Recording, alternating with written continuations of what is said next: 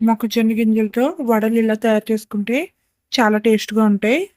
ఈ వీడియో నచ్చితే గనక మీరు కూడా ట్రై చేయండి. ఫస్ట్ నేను మొక్కజొన్న గింజల్ని ఇలా మిక్సీ జార్‌లో వేసుకున్నాను. ఇందుట్లోనే పచ్చిమిర్చి, అల్లం, కరివేపాకు వేసుకొని ఇలా మెత్తగా గ్రైండ్ చేసుకున్నాను. ఇలా గ్రైండ్ చేసుకున్న పిండిలో నేను బియ్యం పిండి వేసుకున్నాను. ఇందుట్లోనే నేను మిక్సీ పట్టుకున్న ఎండుమిర్చి అదే ఎండుమిరపకాయలు ఉంటాయి కదా! వాటిని ఇలా పేస్ట్ చేసుకొని వేసుకున్నాను.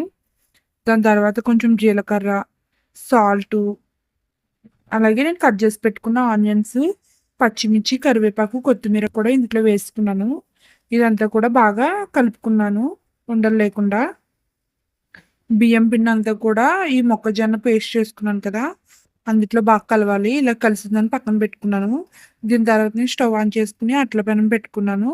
అందుట్లోనే కొంచెం ఆయిల్ వేసుకొని బాగా హీట్ అయిన తర్వాత ఇందుట్లో నేను మొక్కజొన్నని అదే మొక్కజొన్న గింజని పేస్ట్ చేసి పక్కన పెట్టుకున్నాను కదా! అయన్ని ఇలాగా బాల్స్‌లా చేసుకొని ఇలా బొటన వేలుతో ఒక వడలా ఒత్తుకొని దాన్ని అట్ల పెనం మీద వేసేసాను.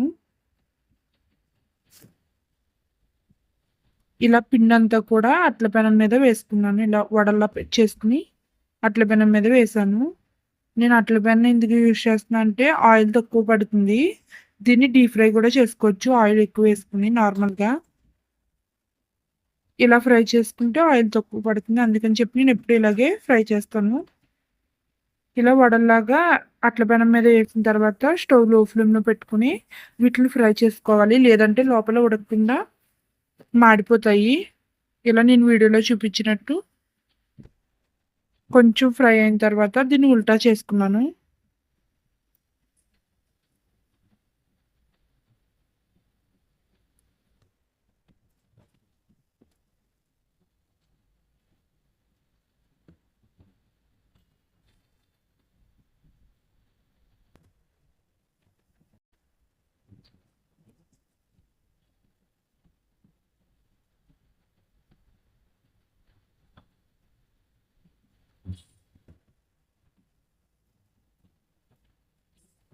ఇలా వీడియోలో చూపించినట్టు బాగా ఫ్రై అయిన తర్వాత ప్లేట్‌లో తీసుకున్నా అంతే.